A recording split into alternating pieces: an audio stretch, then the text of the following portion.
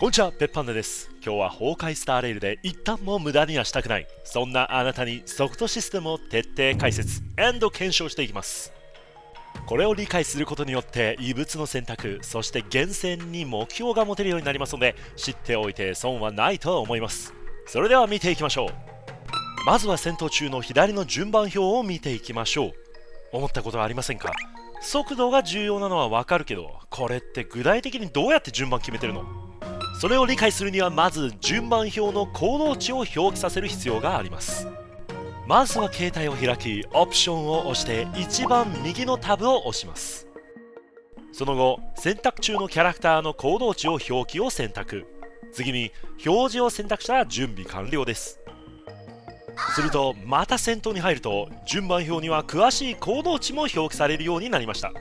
この行動値は0になると自分のターンになります。行動してほしいキャラクターの行動値はそのキャラクターの前の行動値をマイナスしていくと、いずれ0になります。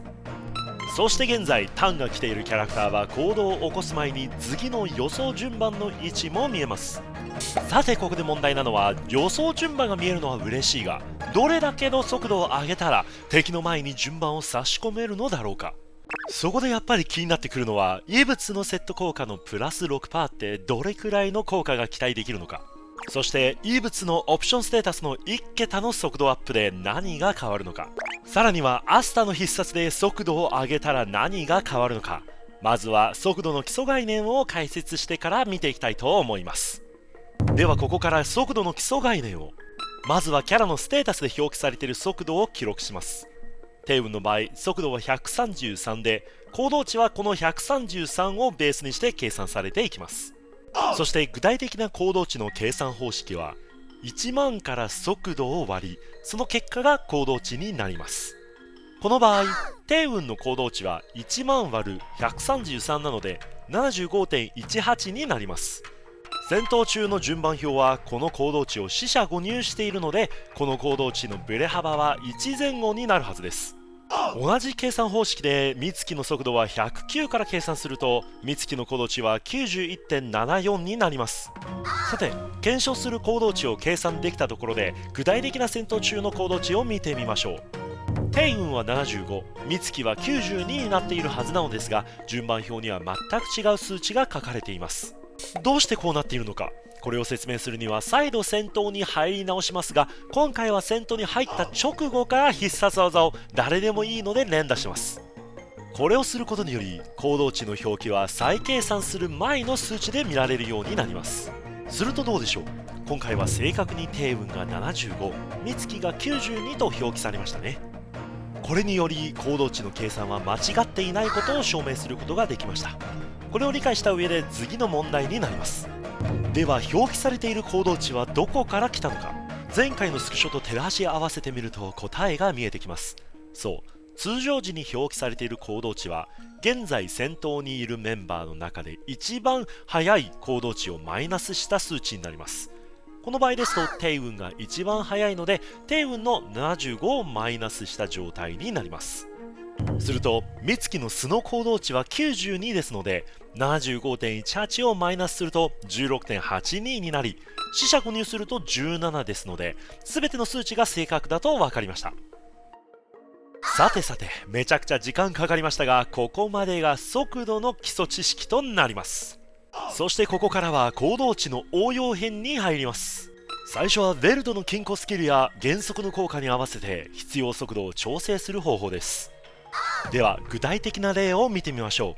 まずは次の敵の行動値を59と覚えておいてください。次にテイウンが攻撃した後、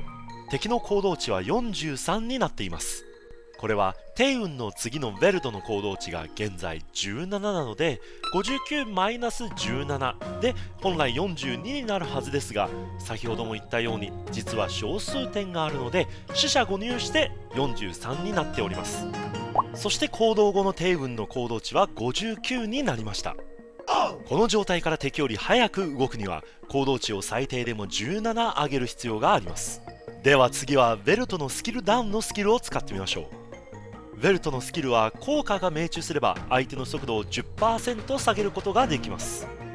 これにより速度低下の効果が命中した敵の行動値は6現状から追加されました。これは敵の速度を 10% 下げたので行動値の 10% ではないからですね。この速度低下により帝雲と敵との行動値の差は11まで縮めることができました。さてここからまた計算のお時間です。最初の方式では行動値イコール1万割る速度なのですが、現在必要な行動値が分かっているので逆に必要な速度を割り出す必要があります。そして帝雲の速度133での行動値は75なので、そこからさらに11マイナスして結果64になります。この64の行動値を目指すために速度を割り出します。ですので最終的には1万割る64で答えは 156.25 になり、この 156.25 が順番を割り込むために必要な速度となります。簡単にまとめると、敵の行動値47の前に行動するためには帝雲の速度を157以上にする必要があります。ですが帝雲の速度を133から157に上げるには24も必要で、装備で24の速度を上げるのは至難の業です。そして検証したところ、星4のメインステータスの速度をマックスにしても16しか上がりませんでした。さらに速度をメインステータスにできるのは現状足パーツのみになっております。これは合成の異物カスタマイズで確認できました。ですので現状装備のメインとオプションのステータスだけで23の速度を上げるには対価が大きいと思います。他の火力などを犠牲にする必要があります。次はアスターの必殺技ならこの問題を解決できるかどうか見てみましょう。この例では帝雲の現在の行動値は64となっております。そしてアスターの必殺技を起動するとこの行動値は50に変わりました。よってアスターの必殺技で帝雲の行動値を14縮めたことになります。ここで気になるのは主人公の行動値が14縮んでも4で停滞していることですが、2番目の順番はどれだけ行動値を早めても3から4でストップします。これはつまりどれだけ行動値を上げても今行動しようとしているキャラの前に割り込むことはできないことも意味しています。話をまたアスターの必殺技に戻します。必殺の詳細を見るとこの例では速度を37プラスすると行動値がだいたい15前後縮みます。お次はベルトの金庫について、この効果に命中した敵の行動順を 33% 遅延することができます。なお注意してほしいのは必殺技を使った段階で敵の行動値が108と表記されていますが、これは一番速い行動値をまだマイナスしていないので必殺技を使った後に敵の行動値が108になるわけではないです。そしてすでに金庫状態の敵に対してもまた金庫が命中すればさらに行動を遅らせることができます。